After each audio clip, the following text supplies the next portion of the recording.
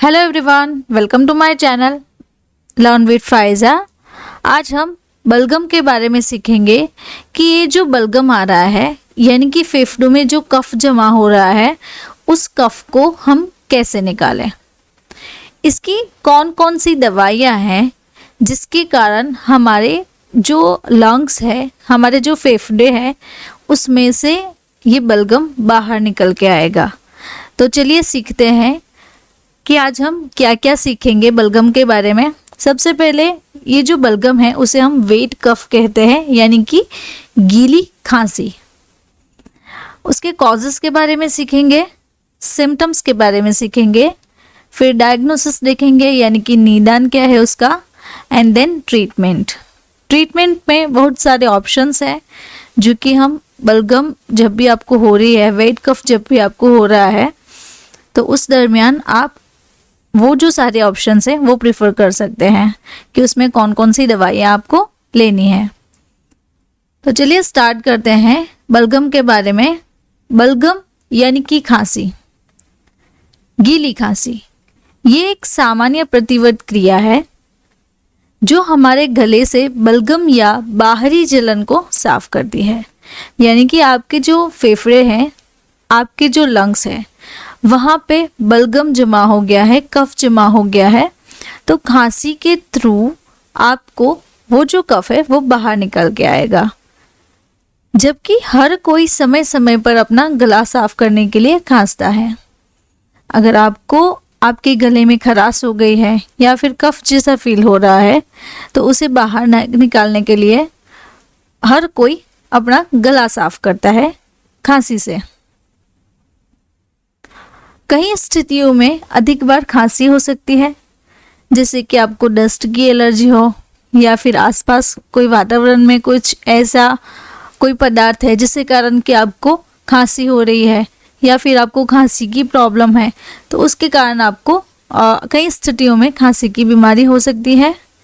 ये जो खांसी है 3 सप्ताह से कम समय तक रहने वाली खांसी एक तीव्र खांसी है। यानी कि इससे कम समय तक है तो आपको अगर नॉर्मल कंडीशन में खांसी है, लेकिन ये जो खांसी है वो 3 सप्ताह से ज़्यादा हो जाती है और उसमें बलगम यानी कि कफ जमा हो जाता है, तो उसे हम बलगम वाली खांसी कहते हैं। गीली या छाती वाली खांसी तब होती है जो बलगम या कफ, उसे हम फ्लेम कहते हैं, और स्प्लीट यानी कि थूक जो पैदा करती है।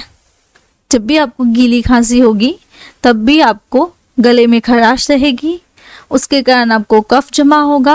अगर कफ जमा हो रहा है तो कफ को बाहर निकालने के लिए आपको जो थूक आ रहा है, जो स्प्लीट आ रहा है, वो जमा होगा। देन नींद से जागने और बात करते समय ये जो उसके लक्षण हैं वो ज़्यादातर मात्रा में रहते हैं कि आप प्रॉपर तरीके से सो नहीं पाते हैं या फिर प्रॉपर तरीके से बात नहीं कर पा रहे हैं, तो उसके कारण ये भी एक उसका सिम्टम्स है कि आपको बलगम वाली खांसी हो सकती है। सामान्य सर्दी के संक्रमण के बाद गीली खांसी अंतिम लक्षण हो सकता है। तो अगर आपको सामान्य तरीके से सर्दी हो रही है तो उसके बाद खांसी होने की संभावना रहती है। तो अब अगर कॉजेस के बारे में देखें कि अगर बलगम वाली खांसी हो गई है तो वो किसके कारण हो रही है, तो चलिए देखते हैं कि अगर आपको वायरल या बैक्टीरियल इन्फेक्शन है तो उसके कारण आपको बलगम वाली खांसी हो सकती है। सामान्य तरीके से सर्दी और जुकाम के कारण भी हो सकता है।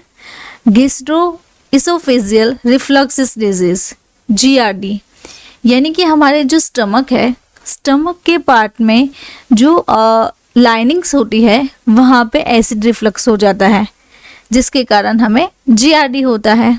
अगर आपको अस्थमा है तो अस्थमा की कंडीशन में भी आपको बलगम रहेगा। अस्थमा पे भी हमने एक वीडियो लेक्चर बनाया हुआ है, तो ऊपर आई बटन है, तो आप वहाँ से जाके अस्थमा के बारे में पूरी डिटेल्स जान सकते हैं। एंड देन न्यूमोनिया, अगर आपको न्यूमोनिया की कंडीशन है या फिर आपको क्रॉनिक ऑब्स्ट्रक्टिव पल्मोनरी डिजीज़ है COPD, तो ये जो डिजीज़ है आप यहाँ पे देख रहे हैं कि लंग्स में पूरी तरीके से ये जो है वो फैल गया है, तो उस कंडीशन में भी आपको बलगम वाली खांसी हो सकती है, ब्रोंकाइटिस की प्रॉब्लम है, फेफड़ों में घाव हो गया है, या फिर आप सिगरेट ले रहे हैं, या फिर आपको कोई एलर्जिक रिएक्शन है, और वातावरण के कारण भी आपको बलगम वाली जो खांसी है वो हो सकती है। वीडियो के बीच में मैं आपको बताना चाहती हूँ, हमारा एक ह्यूमन एनाटॉमी एंड फिजियोलॉजी का कोर्स है, जिसकी लिंक मैं आपको डिस्क्रिप्शन बॉक्स में दे दूँगी, तो आप वहाँ से जाके डायरेक्टली हमारा जो कोर्स है वो एक्सेस कर सकते हैं। नाउ अब हम उसके सिम्टम्स के बारे में देखें कि अगर बलगम हो रहा है तो उसके क्या क्या सिम्टम्स रहेंगे, कैसे पता चलेगा कि हमें ये जो खांसी है वो सूखी वाली खांसी है या फिर गीली वाली खांसी है। तो अगर गीली वाली खांसी रहती है तो नाक में से भारी पानी बहना स्टार्ट हो जाएगा, हमारे गले के पीछे के हिस्से में तरल पदार्थ के बहने का एहसास होता है, यानी कि नाक के टपकने के बाद हमें ऐसा फील होता है कि गले के पिछले हिस्से में कुछ अटक सा गया है। बार बार गला साफ करना पड़ता है, खांसी में खून आ सकता है, या फिर आपको गले में खराश रहती है, स्वर बैठ जाना, यानी कि आपकी जो स्वर पेटी है वो उसका वॉल्यूम कम हो जाता है, आपकी जो आवाज़ है वो बैठ जाती है, करकराहट और सांस की तकलीफ हो जाती है आपको। तो ये जो सिम्टम्स है वो भी अस्थमा का सिम्टम्स है। तो अस्थमा में भी ये प्रॉब्लम हो सकती है आपको मुंह में जलन हो गई है, मुंह में खट्टा स्वाद आ रहा है, या फिर छाले पड़ गए हैं। तो ये जो सारे हैं वो उसके सिम्टम्स थे।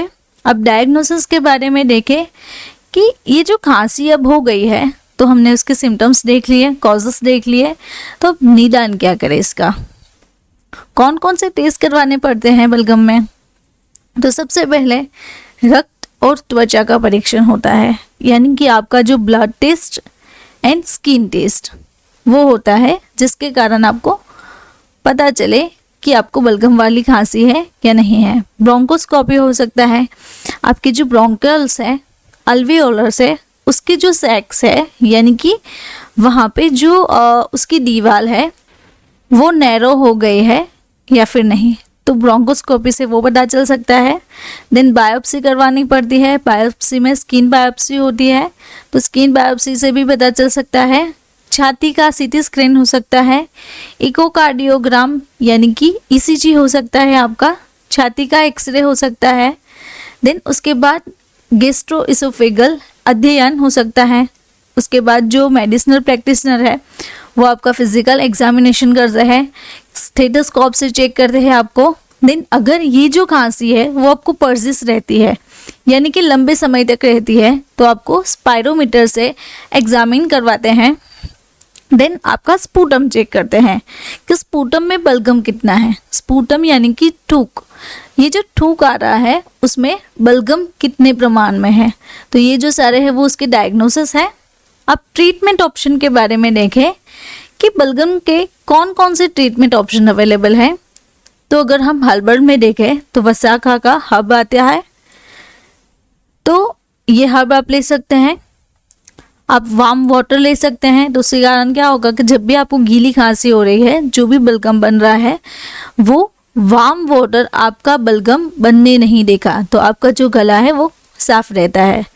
हिमालय की कॉफलिट सिरप आती है, देन एक्सपेक्टोरेंस अवेलेबल है, डिम्यूलेसेंट अवेलेबल है, म्यूकोलाइटिक्स, एंटीटर्सिव। तो ये जो सारे ड्रग्स हैं वो भी मार्केट में अवेलेबल हैं। इसके भी बहुत सारे ऑप्शंस हैं, तो वो आप उस ऑप्शन में से बलगम के लिए आप मेडिसिन ले सकते हैं। देन आप ब्रोंकोडायलेटर्स भी ले सकते हैं, जो कि आपकी जो ब्रोंकियोल्स है वो नैरो हो गई है, तो उसे वो डायलेट करेगी। नाउ अगर आपको ऐसे ही हमारे वीडियो अच्छे लगते हैं और आपको कोई कंसल्टेशन चाहिए या फिर एक्सपर्ट गाइडेंस चाहिए, तो आप मुझे इस व्हाट्सएप नंबर के थ्रू कांटेक्ट कर सकते हैं, जिससे कि मैं आपका प्रॉपर कंसल्टेशन कर सकूं और आपको एक प्रॉपर मेडिसिन कोर्स जो है वो बता सकूं। नाउ चलिए हम देखते हैं कि कौन कौन से ट्रीटमेंट ऑप्शंस अवेलेबल हैं। सबसे पहले यहाँ पे है ऑप्शन नंबर 1, हिमालय की वसाखा सिरप। ये एक होम्योपैथिक मेडिकेशन है जो कि वेलनेस के लिए है। तो इसका जो डोज है वो दिन में 5 ml 3 टाइम्स लेना होता है। देन हिमालय की कॉफलेट सिरप आती है, वो भी कफ को रिड्यूस करती है। उसमें जो फ्लेवर है वो हनी फ्लेवर है। तो इसका जो डोज है 5 ml दिन में 3 बार आप ले सकते हैं। Then option number 3 that is ब्रोविस ए, उसका जो डोज है 5 ml दिन में 2 से 3 बार आप ले सकते हैं। ऑप्शन नंबर 4 लोजेंजिस है। तो लोजेंजिस में स्ट्रिप्सिल्स के आते हैं, एम्ब्रोक्सोल हाइड्रोक्साइड, एम्ब्रोक्सोल हाइड्रोक्लोराइड, तो वो भी आप दिन में 1 से 2 लोजेंजिस ले सकते हैं। देन ऑप्शन नंबर 5 टोसेक्स न्यू जो सिरप आती है वो भी आप ले सकते हैं 5 ml दिन में 2 से 3 बार। देन ऑप्शन नंबर 6 रोकॉफ सिरप 5 ml दिन में 2 से 3 बार उसका डोज है। ऑप्शन नंबर 7 कफ कैट टी, उसका भी डोज 5 ml दिन में 2 से 3 बार है, जो कि कफ के टी में कोडेन फोस्फेट नाम का एक ड्रग आता है। Then option number 8 is 5 ml दिन में 2 से 3 बार क्यूफ्रिडिल एल। नाउ मैं आपको बताना चाहती हूँ कि हमारा एक नया कोर्स है बीमारियों और उनके उपचार के बारे में। तो अगर आपको हिंदी में सीखना है तो आप मेरे चैनल को सब्सक्राइब करें। उसमें हम ये जो सारे टॉपिक्स है वो कवर करते हैं, जैसे कि कारण, लक्षण, निदान, उपचार, इलाज एंड जो भी बीमारियां हैं उससे रिलेटेड मेडिकेशंस यानी कि दवाइयां हैं। अगर आपको इसी मटेरियल का बुकलेट चाहिए तो हमने एक बुकलेट भी बनाया है, तो आप उसे भी परचेस कर सकते हैं। उसे परचेस करने के लिए आप गूगल प्ले स्टोर से हमारी जो ऐप है फार्मारॉक्स उसे भी डाउनलोड कर सकते हैं, या फिर वो ऐप स्टोर पे भी अवेलेबल है। ये जो बुकलेट के कंटेंट है उसमें हम introduction of diseases, causes, symptoms, diagnosis, prevention and treatment, ये जो सारे चैप्टर्स है वो कवर करते हैं। अगर आपको इसकी बुकलेट चाहिए तो आप वहाँ से डायरेक्टली एक्सेस कर सकते हैं। Now another option is option number 9 कफरेक्स, वो भी सिरप है जो कि हमारी जो कफ है उसे वो सप्रेस करती है। तो इसका जो डोज है वो 5 ml दिन में 2 से 3 बार लेनी पड़ती है। ऑप्शन नंबर 10 दैट इज एक्सपेक्टोरन है, ये एस्कोडिल, दिन में 5 ml 2 से 3 बार आप ले सकते हैं। ऑप्शन नंबर 11 कॉफसिल लोजेंजिस, तो ये जो लोजेंजिस है उसमें 2,4 डाइक्लोरोबेंजाइल अल्कोहल एंड एमाइल मेटाक्रेसोल लोजेंजिस आते हैं, जो कि आपको दिन में 1 से 2 लोजेंजिस लेने होते हैं। ऑप्शन नंबर 12 सोल्विन कफ टैबलेट, तो ये जो टैबलेट है वो आप दिन में 1 बार या फिर 2 बार ले सकते हैं। ऑप्शन नंबर 13 ये एलर्जी के लिए है। अगर आपको एलर्जिक रिएक्शन हो गया है तो आप मॉन्टेक एलसी ले सकते हैं, जिसमें montelukast sodium and levocetirizine hydrochloride content आता है। तो ये जो टैबलेट है वो आपको दिन में 1 बार लेनी है। Then last option is Deriphyllin,